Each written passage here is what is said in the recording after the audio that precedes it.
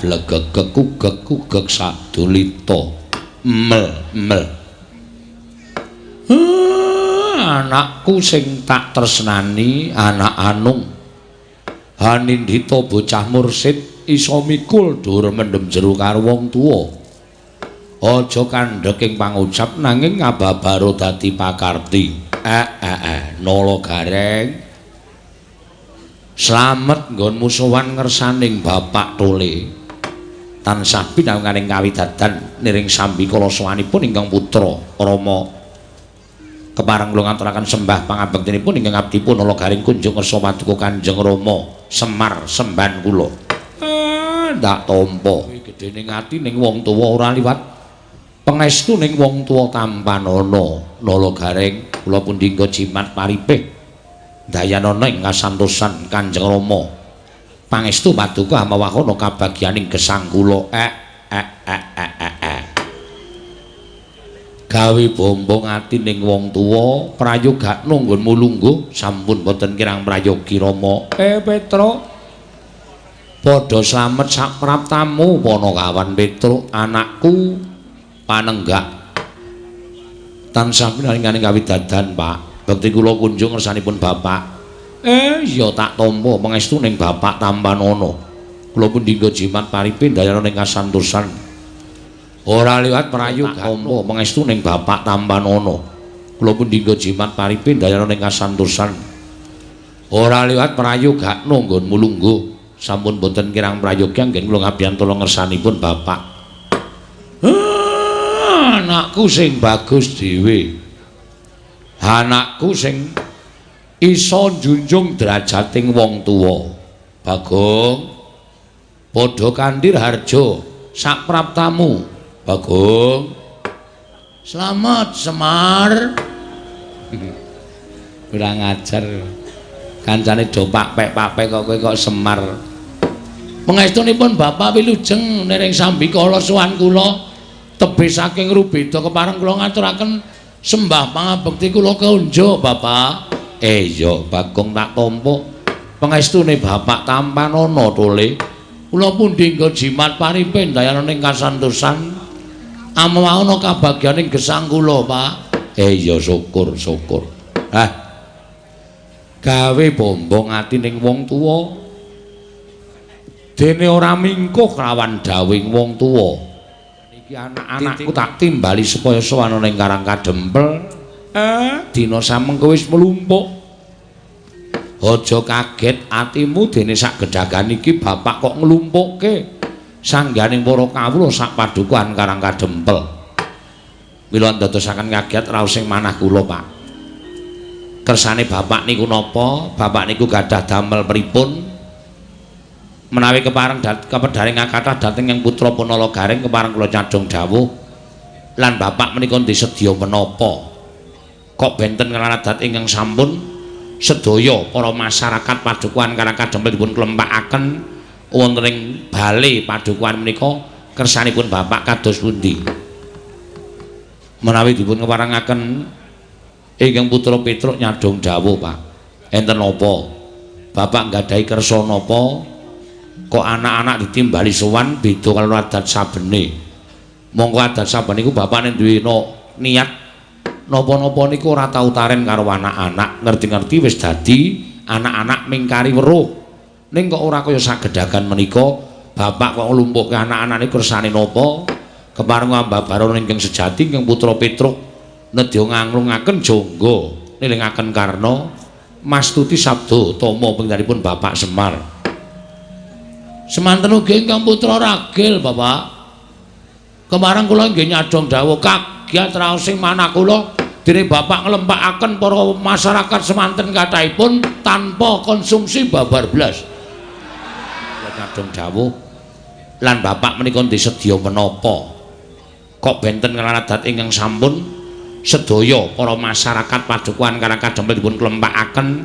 wonten ing bale padukuhan menika kersanipun Bapak kados pundi menawi dipun keparengaken ingkang putra Petruk nyadhong dawuh Pak enten napa Bapak nggadahi kersa napa kok anak-anak ditimbali sowan beda karo adat sabene Monggo adat saben niku bapakne duwe niat napa-napa niku ora tau taren karo anak-anak, ngerti-ngerti wis dadi anak-anak mingkari weruh. Ning kok ora kaya sagedagan menika, bapak kok nglumpuhke anak-anak niku kersane napa? Kepareng ambabaron ingkang sejati ingkang putra Petruk nedya nganglungaken jangga nilingaken karna mastuti sabda tama pengdanipun Bapak Semar. Semanten ugi ingkang putra ragil, Bapak.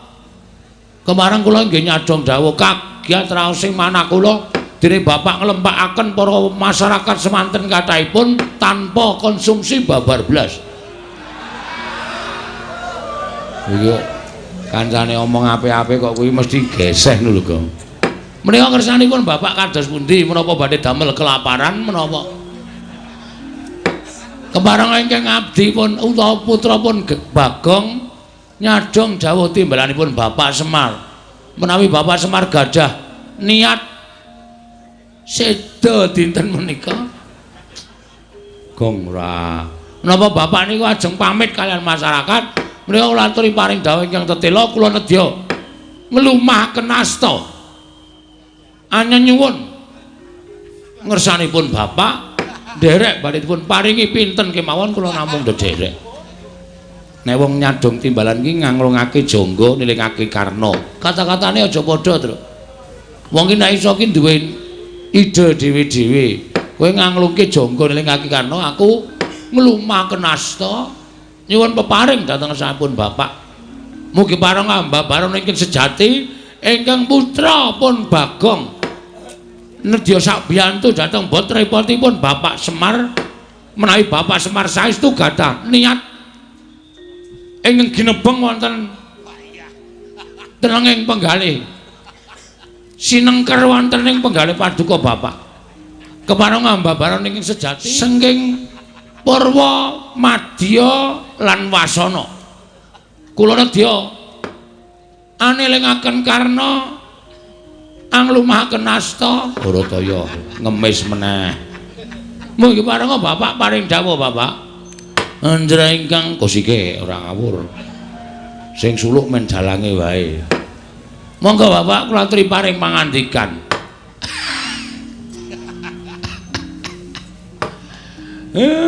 Nek ngrungokke tembunge Bagong ki nek wong ora kulina mesti gampang nesu, gampang emosi.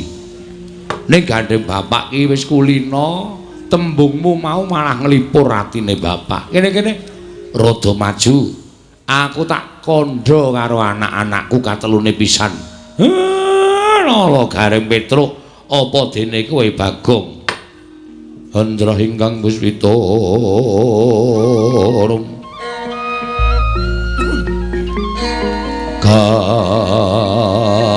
kasiring samirana mrih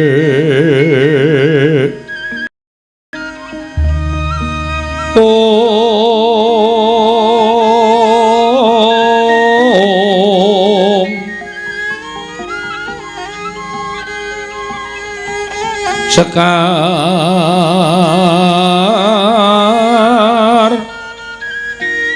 gadung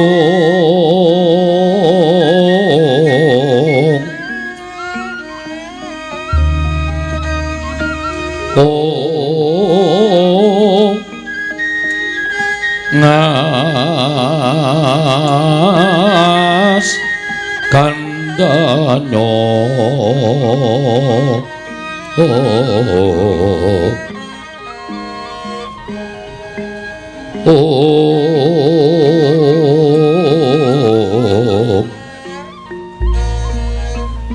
maweh raras renaning driya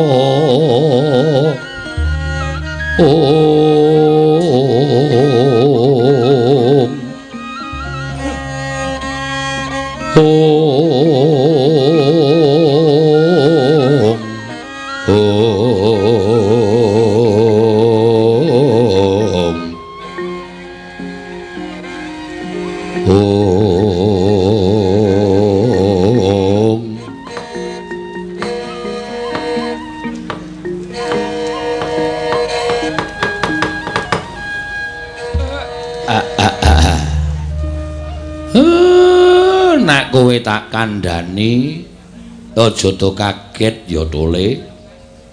Nek tok anggap sepele pancen sepele. Ning tumrap wong tuwa kaya aku olah rasa kuwi kudu didhisikake. Tegesipun pripun Bapak paring pangandikan mekaten? Tegesipun pripun Bapak paring pangandikan mekaten? Wong tuwa kaya aku ki dikulinake ngonceki marang Sasmita. Mbuh, Sasmita metu dalan sing kepiye?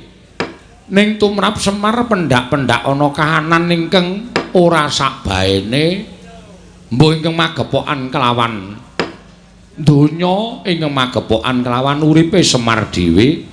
Lan ingkang magepokan kelawan kahanan kiwa tengenku mau mesti tak pikir lah ingkang arep tak kandhakake iki ya kuwi Sasmita ingkang wis ndak tampa metu marganing pasumenan. Walah nglumpuke masyarakat semenake kok ming rembug impen to Pak. Impen menika rak kembangipun tiyang tilem utawi tiyang nindra utawi tiyang sare. Tiyang menika menawi boten ngimpi menika malah justru le turu niku angler. Ha kok ping perkara impen kok dadak menyita waktu kula. Lek kula urip ning alam padang dadak sowan kersaning Bapak ming perkara ngrembug babakan pasumpenan. Ning tumrap kula ya wigati lho Pak, Bapak nyumpen napa kok semune Bapak li menggalih sanget-sanget. Gong, Bapak ki ming ngrembug impen. Ngimpi apa ya, Pak? Engko tak tilene ning 1001 malam. Andel ora kowe. Apa-apa kok dijleki nggon buku terus dituku dengkulmu mlocot ora. Kaya ngono kuwi ora entuk laranganing negara. Aku ora tau tuku lho, Tru. Aku ki mung titip. Padha wae titip karo tuku ki yo. Senengane kok kowe iki dilareni to, Gong, kaya ngono kuwi mula. Kowe iki keluargamu murat-marit duit murah tok keke bojomu ming tok penting kene don kaya ngono kuwi. Kok sikik aja doting celebung. Nek kowe nganggep impen kuwi kembanging wong turu, impen kuwi ora apa. Mula aku ngandhake wong tuwa kuwi olah rasa, olah Sasmita kuwi mesti padha dipetung. Lah, gandeng bapakmu ki peranganing wong tuwa. Mula pendak-pendak ana apa-apa ingkang ndak lakoni kuwi tak jumbuhake karo kahanan. Tak onceki. Iki mengko arepe ana apa? Iki mengko kedadiane kepiye kuwi? Tak gathuk-gathukke. Mula wong Jawa kuwi ora luput karo tembung otak-atik gathuk. Perkara luput ya wis ora apa-apa, ning nek bener mbok menawa lagi kepeneran. Oh nggih. Nah terus kula tak nyuwun prisa Bapak niku ngimpi napa? Impenku iki klebu impen sing ana maknane. Impen kok wonten maknanipun. Gareng tuwa dhewe ora tau sinau. Sing jeneng impen ki titiyani gandayani puspa tajem utawa kacitra kasudarsana kadara dasih. Kuwi saben wong wis padha ngerti. Impen titiyani utawa kacitra kuwi wancine jam 09.00 nganti tekan jam 12 bengi. Kuwi ora wong ngimpi ning wong ketonto. Upamane kaya wong sing duwe pepinginan ning durung iso kelakon nganti kegawa ketonto jroning turu. Kuwi jenenge impen titiyani. Oh. Kaya ngono kuwi kaya truk sajake. Titiyani iki ketonto, Gong. Wah. Mulane aku tau turu digrujuk banyu bojoku. Mergane aku nyebut jeneng Sumini. Merga aku seneng rodeke ra kelakon nek Truk dadi kegawa ngimpi. Ha ya kuwi. Kuwi jenenge titiyani ya, Pak? Titiyani. Pepinginan sing ora kelakon ki biasane sok kegawa. Ngono? Heeh, tenan ya. Tau loro ditapuk sandal cangkemku. Ha iya. Aku kedaran karo sindan jenenge Orisa. Saiki wis ora meteng Tru. Ana wonge. Ya wis ben. Kuwi titiyane. Lah gandayane iki impen jam 12 nganti jam 2. Kuwi impene wong turu tegese Wong turu ki nek ora ngimpi jam 12 tekani jam 2, kuwi tegese wong mau wis nglakoni mati suri. Lho iki lho ngelmu cethek ning jero. Ayo dikedhok. Mati suri, Pak, mati suri. Lah, impen sing eneng maknane kuwi jam 2 nganti tekan jam 4 utawa gagat bangun esuk. Ujaring piyai Jawa, ujaring piyai sepuh. Wong sing seneng olah sasmita impen sing kaya ngono kuwi eneng maknane. Ning maknane kosok balen. Maknane kosok balen akeh sing ngandhake, nek ngimpi omahe kobong kuwi bakal entuk rejeki sing akeh. Nek ngimpi omahe woh ketekan wong akeh, kuwi mesti bakale upama percaya mesti bakal nandhang dugita. Luwe-luwe wong mimpi dadi manten. Jarene lho, kuwi cepak patine. Wong ngimpi ngitung dhuwit kuwi bakale lara utawa kenggonan penyakit. Ning yen ngimpi mati kuwi tegese dawa umure. Ngono kuwi sok diwolak-walik. Lah bapak ngimpi napa? Bapak ngimpi napa kula tak takon. Bapak ngimpi dadi manten to, Pak? Ha ta? Ayo ngaku wae. Mula saiki nglumpukke anak-anake cepat-cepat bapak arep ngekeki warisan. Gong wak jejeli tangan cangkemmu lho. Tak sokon. Iku mesti ngeyel kowe iki ora. Karo bapak kok le mentolomen muni ngono lho kowe. Mengpi apa ya, Pak? Kok ki ngimpi kok ora kenyono-nyono. Lah kok aku kerawuan widodari. Kena rabi meneh kowe. Kusike to Gong, kusike. Heeh, kowe mesti seneng karo widodari. Karo widodari iki bapak ki nuwun sewu, yuswane wis semono. Gek widodari ki ayu-ayu kok. Mongko widodari mau nggawa wujuding kembang tukul saka kayewangan banjur ditandur eneng pelataran Karang Kadempel. Lah kok dadi ora kanthi kanyono-nyono. Kembang ingkang ditandur widodari mau tumuli kaya wujud cahya ingkang mubiar padhang ana ing Karang Kadempel. Nganti dadi hujating kang padha weruh wekasan akeh para nalindra-nalindra kang padha tekan Karang Kadempel klebu ndara-ndaramu Pandhawa. Ya kepengin ngempek marang kamukten cahya ingkang tukul saka kembang ingkang tinancepake ning pelataraning padusunan Karang Kadempel. Dole mongko miturut petungane bapakmu, iki dudu sasmita sing elek, iki dudu sasmita sing ora prayoga, ning iki sasmita sing apik, sasmita sing becik. Ketitik, sakwise aku ngimpi kaya mengkono mau, aku uga entuk sasmita. Sasmita napa, Pak? Yen to dewa bakal matedhakake kanugrahan. Wondene kanugrahan mau ora ana liya ingkang kudu nampa ya mung bapakmu Semar. Waduh. Wahyu napa pripun? Iya, weh langgeleleng. Wahyu bakal tumedhak mrene, Gong. Wah, jan lanang apa wedok? Lho kok sih. Ngawur banget kowe kok. Wahyu. Wahyu iki lanang apa wedok aku takon. Wahyu iki kanugrahan. Wo, Wahyu bojone Nugroho. Udu. Wahyu kanugrahan ki tegese kae lho wis tau urung crita Wahyu Cakraningrat. Urung aku. Oh. Sing ngerteni Wahyu Cakra Suharto. Kuwi bakul sandangan. Wahyu Widayat. Ngerti urung? Urung aku. Ora ngerti aku. Gawe Pak Widayat sing judulne Bu Marsida kae to. Udu kuwi. Terus Wahyu Makutha Rama. Blangkon dengkulmu mlocot kuwi. Kok iso blangkon? Makutha ya apa? Makutha kuwi ageman ning sirah. Rama bapak, agemane bapak ning sirah ya apa? Blangkon. Ning kudu Wahyu blangkon. Wahyu Makutha Rama hasta brata ngono kae. Bapak ki arep entuk Wahyu model kaya ngono kuwi ning dayane apa, kekuatane apa bapak ora urung ngerti. Ngono to Pak critane. Ya Petruk anakku sing gagah tur sing pinter dhewe ya ming kowe. Matur suwun, Pak. Lah terus salajengipun Wahyu mau bakal tumedhak ning Karang Kadempel ndayani saking para raja Nerpati ingkang tak derekake. Ning syarate kok abot.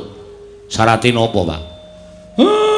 Syarat sing kudu tak lakoni, aku kudu nglumpukke pusaka 3 cacahe. Mongko pusaka mau ora pusaka baen-baen. Pusaka pepethinganing jagat ingkang kudu rawuh ana ing Karang Kadempel. Yen ora iso nglumpukke pusaka telu mau ya ora bakal impen mau kababar dadi kasunyatan Panakawan. Pratama Pati-pati lino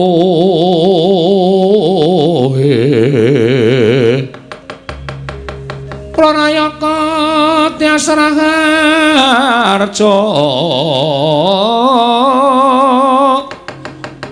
Panegare becik-becik Parandene tan dadi kalyasing kala bendu malah bangkit mangkenan dotra rupita kang reribeti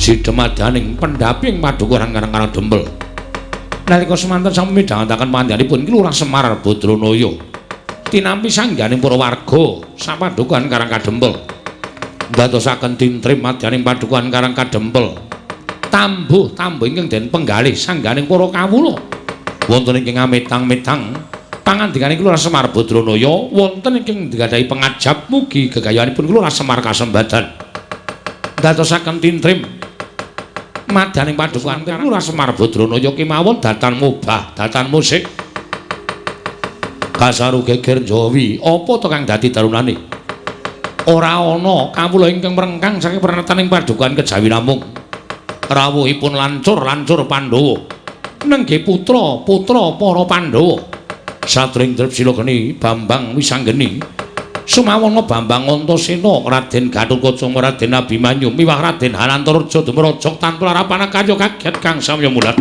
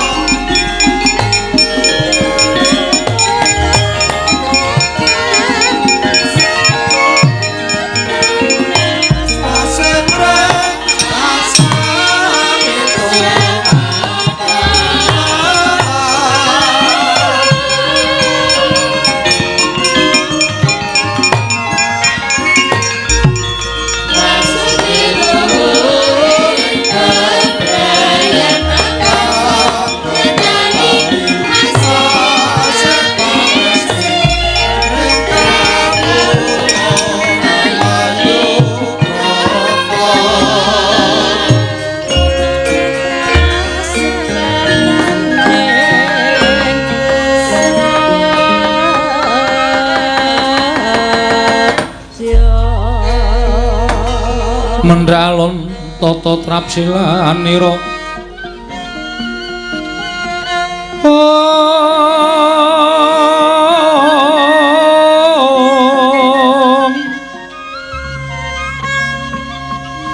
ngajamaken astanira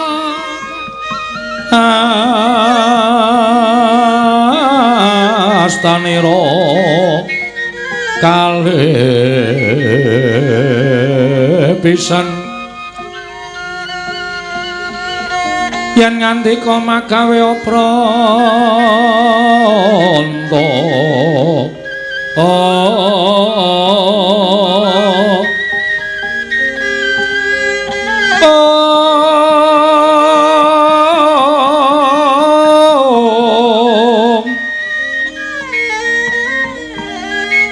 yen ngandika magawe pranta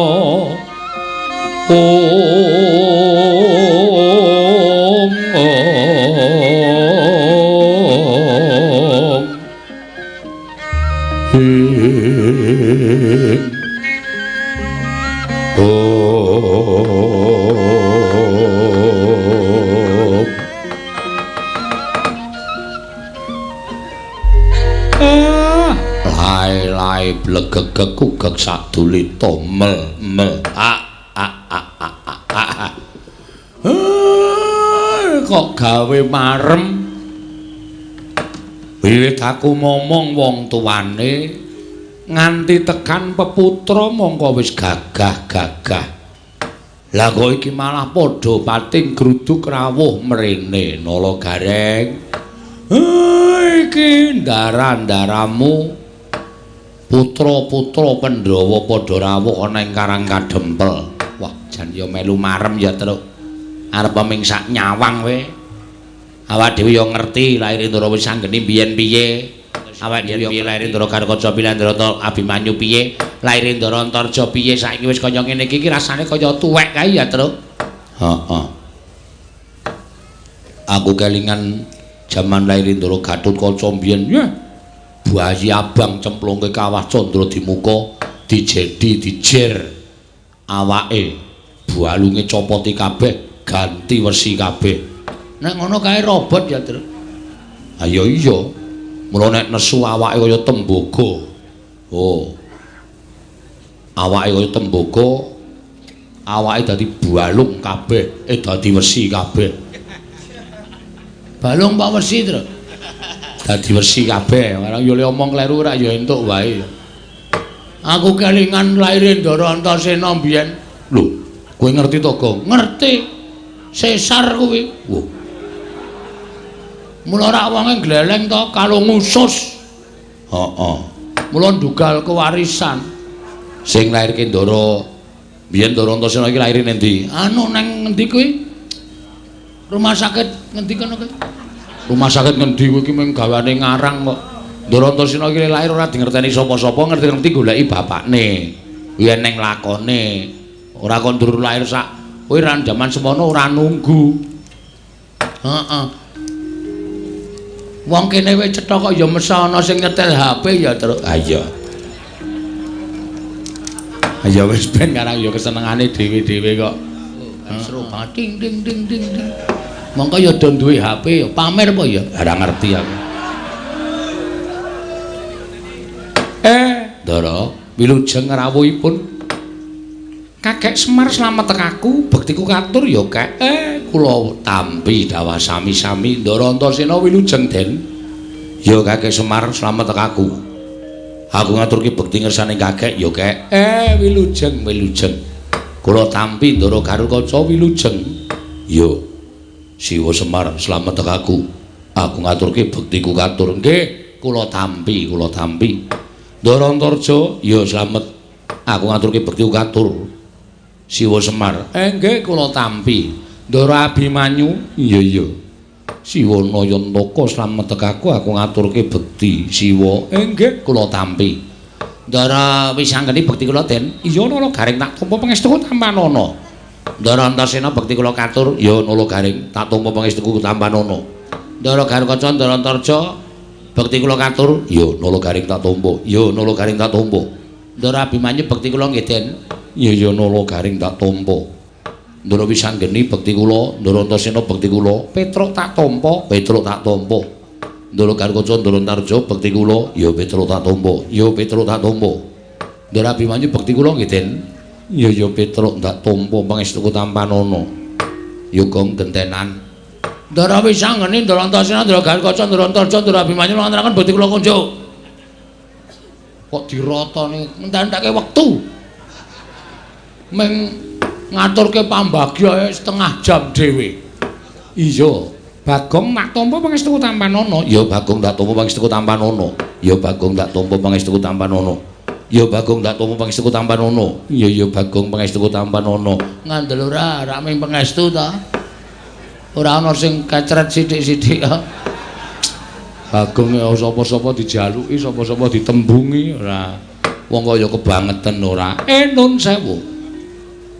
Lah kok janur gunung kadingaren rawuhipun ndara-ndara kula lancur langipun Kakek Semar Blaka Suta wae satemene ingkang nganti lawan kadang-kadangku kuwi aku sampean iya lah sebabe Kakang Antasena nalika semono tak kanthi saka Ngrandu Gombala Kakang Garkaca tak jujul ning Pringgondani Kakang Antarja tak jujul marang Jangkar Bumi apa dene Kakang Abimanyu ya tak pethuk marang Tanjung Anom Manggiriyen sampeyan kok nglumpukke anak-anak Pandhawa rawuh mriki niku wigatosipun mung bakal padha tak kandhani Mitra Sasmita ingkang tak tampa kek aku kuwi ngimpi lah kok impenku mau banget gawe bombong ati ning Wisanggeni aku weruh Kakek Semar kuwi mangku Sang Hyang Candra gumebyar cahyaning Kakek Nayantaka wekasan sapa ingkang cedhak lawan Kakek Semar kaperbawan marang dayaning sunar ingkang metu saka angganing Kakek Semar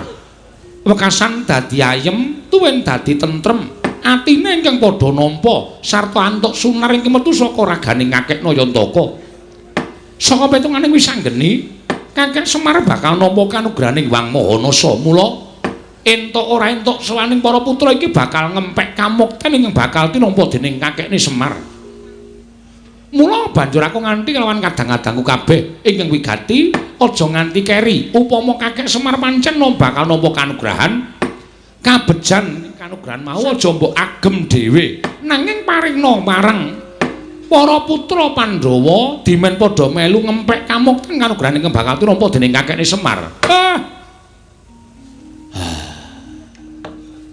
cah cilik kok pintere Rajamak-jamak aku ki duwe anak cilik wae petuke Rajamak-jamak. Sapa, Pak? Ya kowe kuwi. Ndara Wisanggeni iki arep etungen to, semene iki nom dhewe. Ning kok pintere ora jamak-jamak, ngendikane teteh, ngendikane titis, tur dasare bener karo apa sing tak gagas, bener karo apa sing tak karepake. Nggih, kula nampa. Matur banget panutan pepindhan ya kek sami-sami ning kanugrahan iki mboten ajeng isa kula gayuh merga syarate angel lho syarate apa syarate kula kudu isa nglumpukke pusakaning jagat telu cacahe pusakaning jagat telu cacahe kuwi apa wae kek siji pustaka Jamus Myang Jimat Lima Sada angka 2 Sekar Wijaya Kesuma angka 3 inggih menika pusaka aran Kiai Nenggala mongko niku angel digayuh niku pusakaning para priyayi niku pusakaning para luhur nek kula kongkonan anak-anak kula niku meng semaguh tanpa bukti kakehan gunem tanpa guna gelem mangkat gelem makarya ning perkara kasembadan lan orane ora iso dijagake mula gandeng nek sampeyan kepengin ngempek kamukten utawa wahyu ingkang bakal tumedhak wonten ing Karang Kadempel ya kudu wani mbudidaya kudu wani banting raga meres kinget mengkono kek nggih ya yen pancen kaya mengkono ora usah kuwatir aku mengko sing bakal nggayuh pusaka 3 tak boyo marang Karang Kadempel ampun sembrono lho ampun gampang ngucap ngoten ucap niku dicundhukke karo kekuatan ucap niku dicundhukke karo kepinteran ucap niku dicundhukke karo kekuwataning raga lan jiwa merga sakniki akeh wong sing kakehan ucap ning ora dicundhuk karo kekuwatane. Wekasan ana tetembungan kokean gluduk kurang udan. Tom kosong. Allah. Apa kok tom kosong? Tong kosong berbunyi nyaring ngene ya, Tru. Ha iya nek cara basa Indonesia ngono kuwi. Omongan oke ning ora ana nyatane. Kene iki engko tak nganake kene mbel. Ora ana nyatane, ora ana. Lah niku nek sampeyan sago ya sago tenan, ning nuwun sewu nek ming kandhek wonten ing lair, mboten samawon mengke ndak malah kribet-kribeti. Kek karo Kakang Antasena ing bakal budal marang negara Ndorowati ing wigati nyuwun ngambil Sekar Wijaya Kusuma. Nek ingkang wa mboten pikantuk, aku nggawa Kakang Antasena nek perlu takon ngamuk ning negara Ndorowati. Lah niku jenenge jilih ning nganggo kekerasan kaya ngoten niku. Niku mboten prayoga. Nek iso ya dirembuk sarana becik.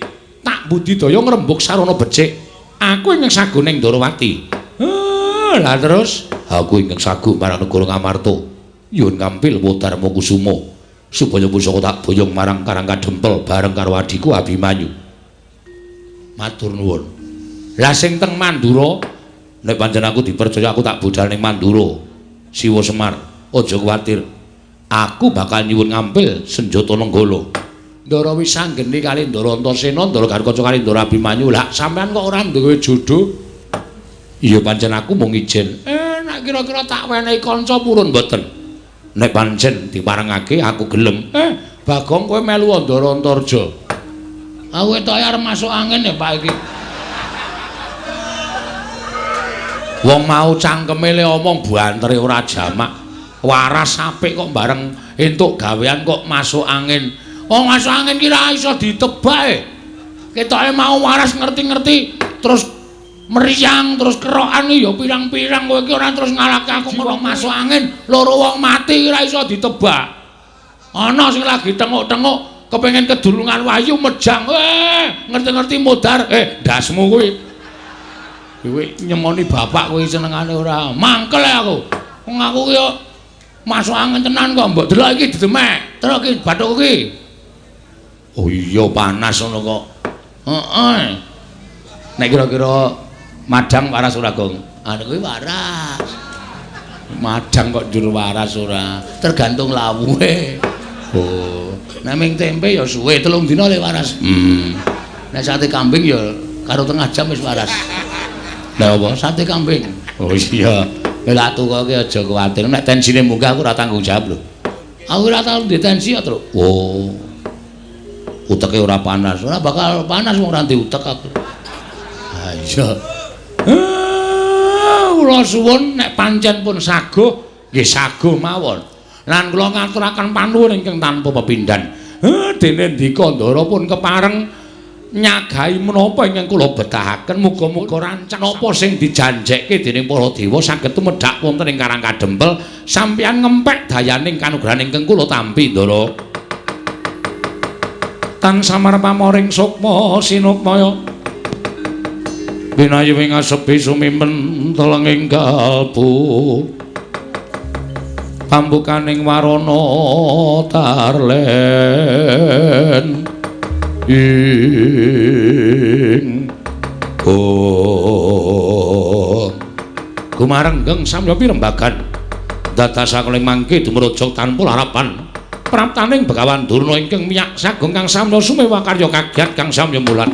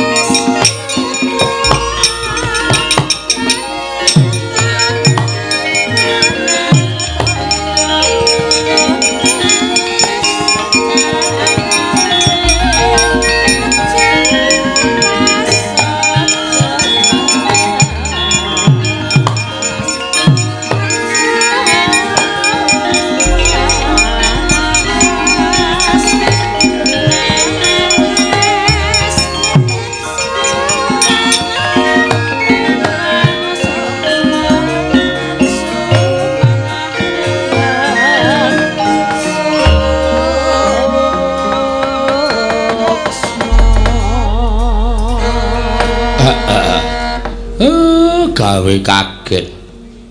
Niki rak Penemban Durna to Penemban.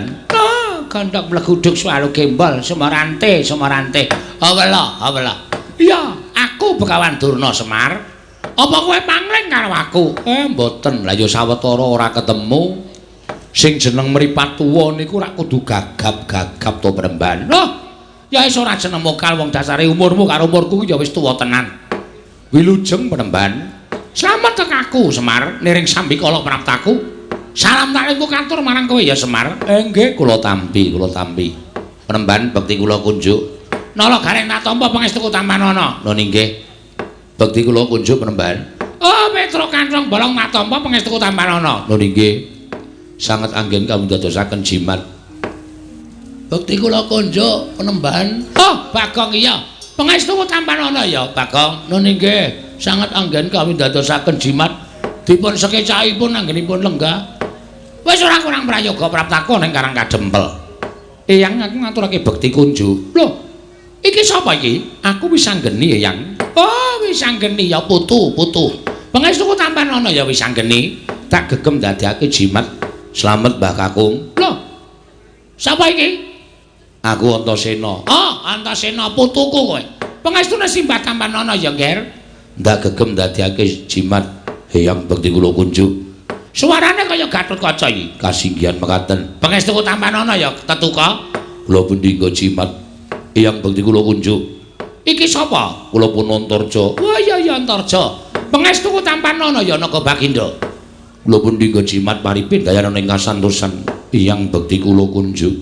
Oh iya. Anu sapa iki? Janaka. Sanes kula Abimanyu. Putuku cah bagus. Pangestuku Tampanana ya Abimanyu. Kula pundi nggo jimat paripin dayana ing kasantosan.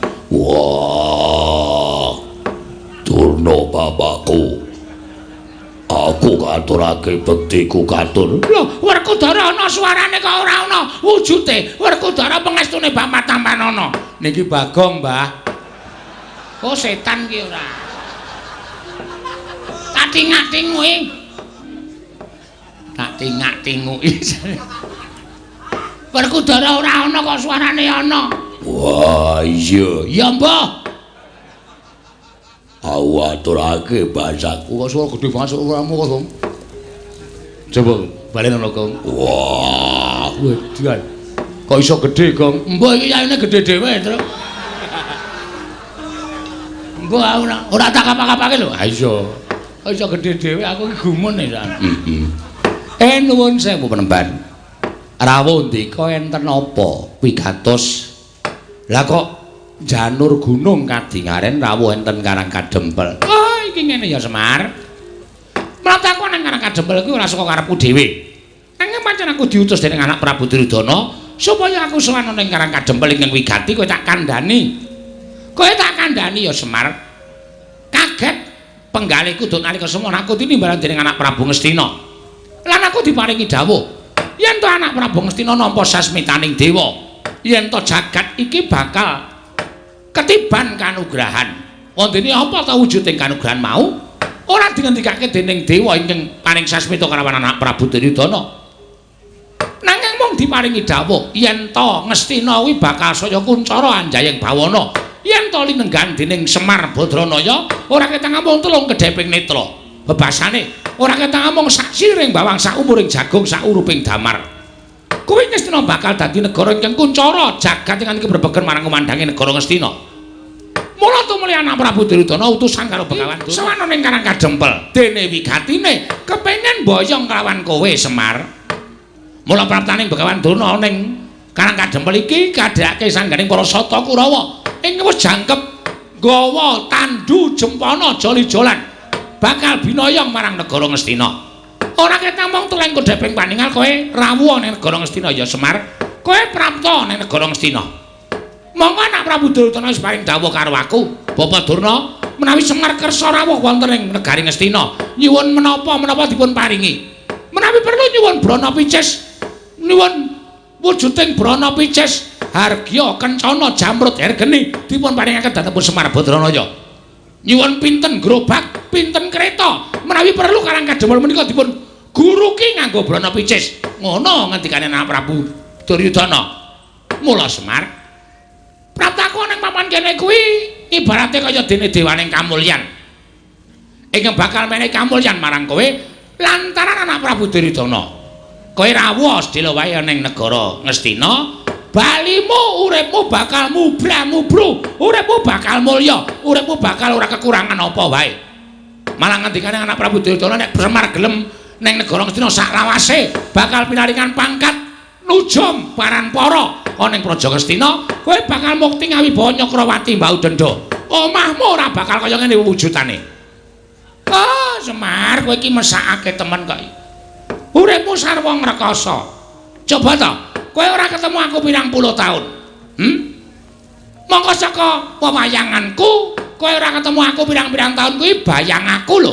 Omahmu kuwi wis apik, omahmu kuwi wis becik. Ning kok panggah kaya ngene coba. Pendopo nek le pendopo, ning payone ana gendeng, ana seng, ana plastik. Apa kaya ngono kuwi mangkon pendopo? Ning atase kowe iki abdi ning para Pandhawa lah kok iki rak lincak biyen kae ora ganti-ganti. Nganti dilemeki triplek barang. Uripmu kok kaya ora kepenak to Semar. Mula iki yen kowe gelem sowan nang negara Ngastina, apa kang dadi gegayuhanmu bakal kasembadan. Nek perlu omah iki dimbrukke, kowe mbangun sing anyar. Bangun sing anyar. Prabaya ora saka kowe. Nanging saka negara Ngastina bakal dicukupi. Kowe pengen bangun omah wujud kaya ngapa? Omah sing kaya kepiye bakal kasembadan waton kowe gelem sowan negara Ngastina. Kowe kandha. Kowe njaluk sandangan cara kepiye? Kowe sesuweng ora mung suweng wujude lombok abang kaya ngene iki tok peng-pengke. Kowe nganggo suweng sakurungan jago dumadi saka inten bakale kewer-kewer kupingmu. Ning mesti bakale kelakon. Mula kang saka kowe Semar ayo to. Aja nganti kowe mikir kaping pindho, aja nganti kowe metung-metung bola-bali. Iki kalau jangan kowe entuk kamukten. Kowe entuk kamukten. Nek yen kowe ora gelem tak boyo marang negara Ngastina. Oh, Semar. Anak Prabu Duryudana wis maring dawuh karo aku, bahwa Durna sagedhakan menika panjenengan boten saged boyong dhateng Semar Badranaya. Ginanipun menapa panjenengan kula sembah? Ginanipun menapa panjenengan dados pujangganing negari Ngastina? Ginanipun menapa minangka guru kula boten wonten ginanipun. Menawi namung boyong Semar kemawon panjenengan boten saged ateges Durna menika namung pendhita ingkang boten wonten nyatanipun. Buktinipun kawon kaliyan Semar Badranaya. Mila tinimbangane aku ngosin bali marang negara Ngastina, paripaksa aku ngrudha peksa karo kowe Semar. Yen kowe ora gelem tekan negara Ngastina, tak rudha maripaksa. Bangga bakal tak rampungi, budi bakal tak sembadani. Apa sing dadi karepmu bakal tak wujuti. Rupak wani, jembar wani, padangane wani, petengane apa meneh Semar.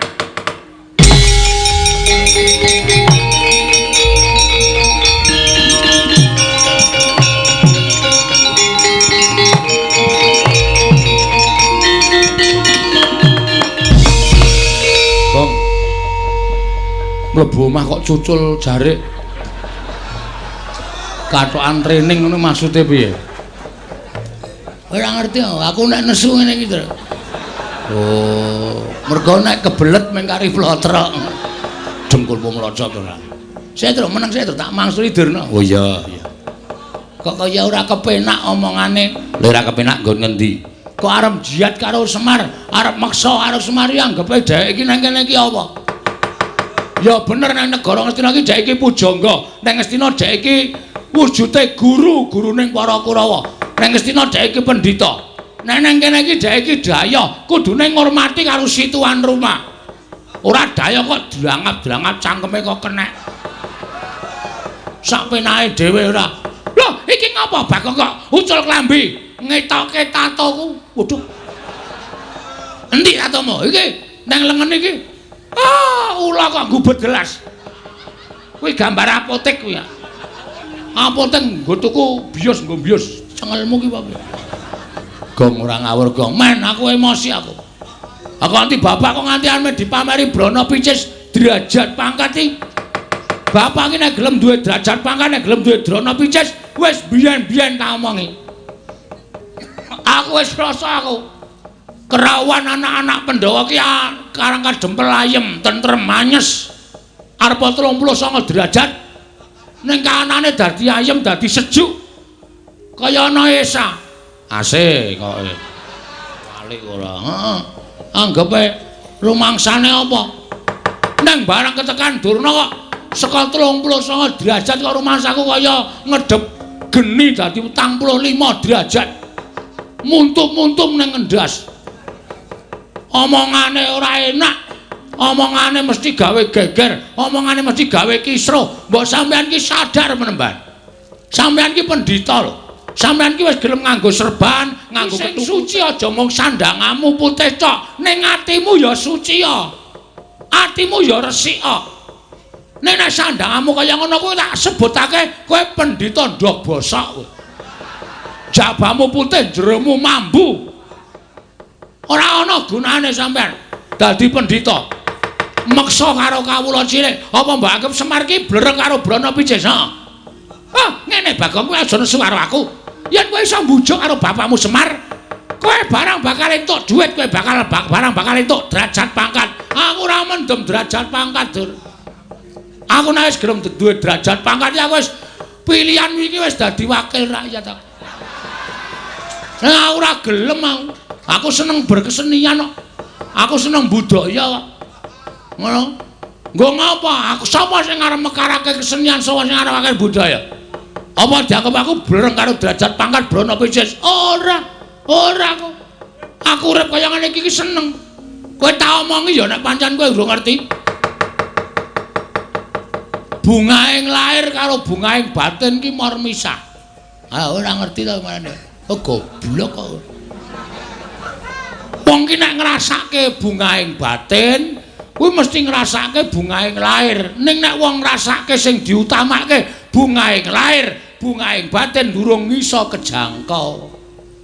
Buktine apa? Wong seneng laire iki derajat pangkat duwe, duit akeh karuan ayem. Omahe nggo nyimpen duit ben dina ben bengi ping celingak-celingu.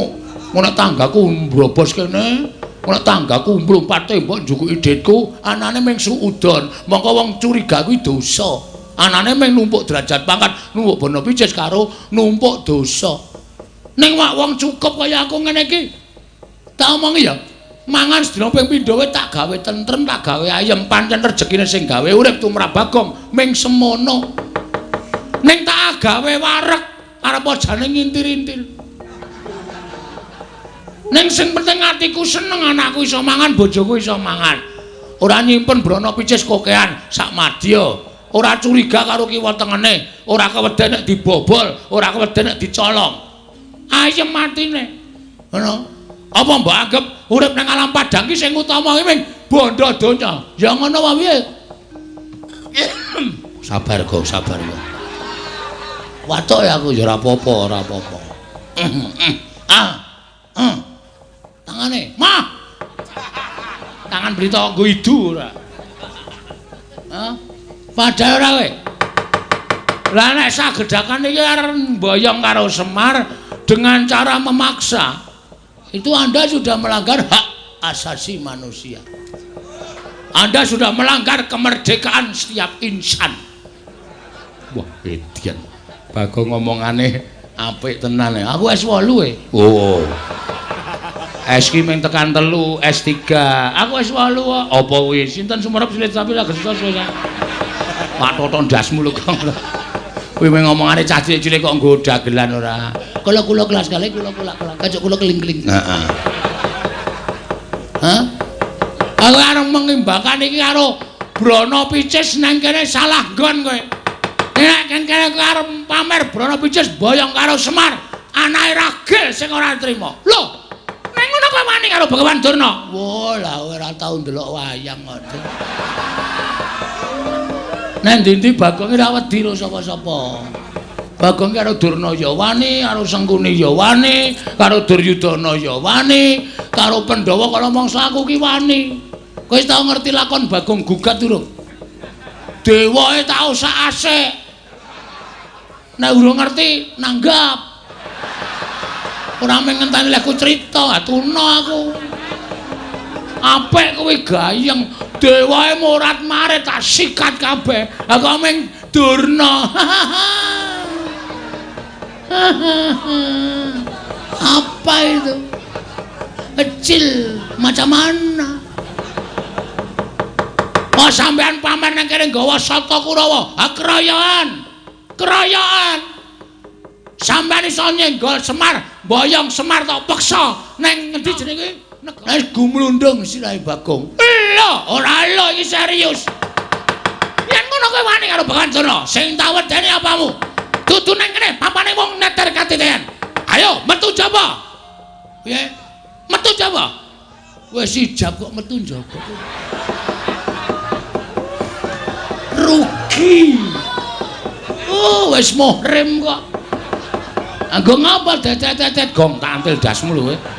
Cangkem elek ora. Kuwi mbok yo sing apik ngono. Kuwi ngapa sing ngajari ya kowe ya. Bahane iki kan sing ngajari kowe. Nek ora ditokke sanggon-gon ora. Lah kuwi malah kurang ajar kuwi. Ditokke sanggon-gon kuwi. Ora yo ngregeti to. Oh, ora. Ayo, metu Jawa, tutut yo. Lakon makan nang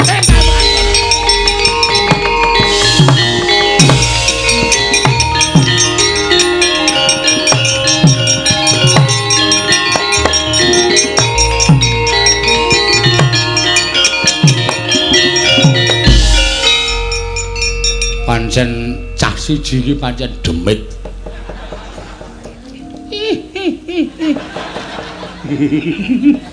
Aku kira ndelok polahe Bagong iso guyu dhewe dunake demit ya. Terus kirik.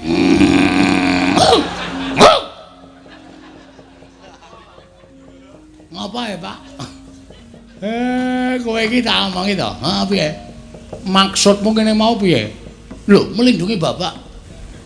Aku ki ora arep ngopo-ngopo. Nek iso ana rembug dirembug, ana perkara dirembug sarana bedamen. Lah kok mesti kowe iki gawe geger, mesti gawe rame. Kowe kaya ngono kuwi tak ngibarate jagung bakarane. Agene ana jagung mbok ditokke, Mir. Ora, wah cah goblok ora. Jagung bakarane iki apa kuwi paribahasa, tanggung perkarane ngono lho. Kowe iki sing gawe perkara, kowe kudu nanggung perkarane. Maksudnya aku mungsuh Durna apa piye? Kowe sing gawe perkara ya kudu wani nanggung. Oke. Meng Durna kok pancen aku niat kepengin olahraga asine. Nandingi Kurawa. Gong Kurawa iki arep kaya ngapa digdaya-digdaya lho. Lah terus kowe arep kowe sing ngertok ndelke sapa? Ha iki ngapa iki doting pendelik iki? Wo, setan iki ora. Mulane kok kendeli ra jamak-jamak. Nek ora ana iki aku ya meneng wae. Gandeng ana nom-noman iki gunane apa? Mula aku terus gleleng to menano apa jenenge sambil menyelam minum air. Tegese piye kuwi? Men ketok nek Bagong kendel. Ora ngerti nek sing tak tantangke iki piyai-piyai iki. Mangke tak aku ditonton wong semene wah Bagong gleleng tenan jane ya nul. Pancen wedhus tenan. Ndek, Mbah. Ora caturan. Ndara Antasena. Piye, Kek? Niki anak kula Bagong batur sampeyan wis goleke gawean. Nyun ngapunten nggih, Den. Ora apa-apa. Gong, nun. Kowe wis tuwa, leren ngaso. Kula tak tandangane. Wah, krungu ta kowe. Niki nom-noman sing tanggapi ngene iki. Bagong kowe rasa melu-melu Kurawa tak tandangane. Ndara Gatotkaca pancen jos. Bagong rasa melu-melu tak tandangane Bagong. Wah, Ndara Antarja nyos. Mengko kowe lingguhan karo aku, Bagong.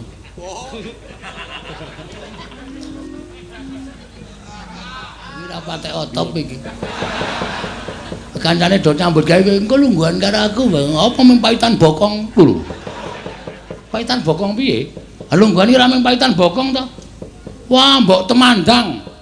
Aku ki nek temandang sing tak nggo jagan ming Kakang Antasena. Mong Kakang Antasena wis saguh ngewangi kowe ya wis ben Kakang Antasena. Kurawa 100 ki rasa dadang nganggo Kakang Garwaca, rasa dadang nganggo Kakang Antarja. Kakangku Bambung Antasena iki nganu iso ngrampungi perkara. Ya Kang, mbuh. Kok mbuh apa? Mbok sing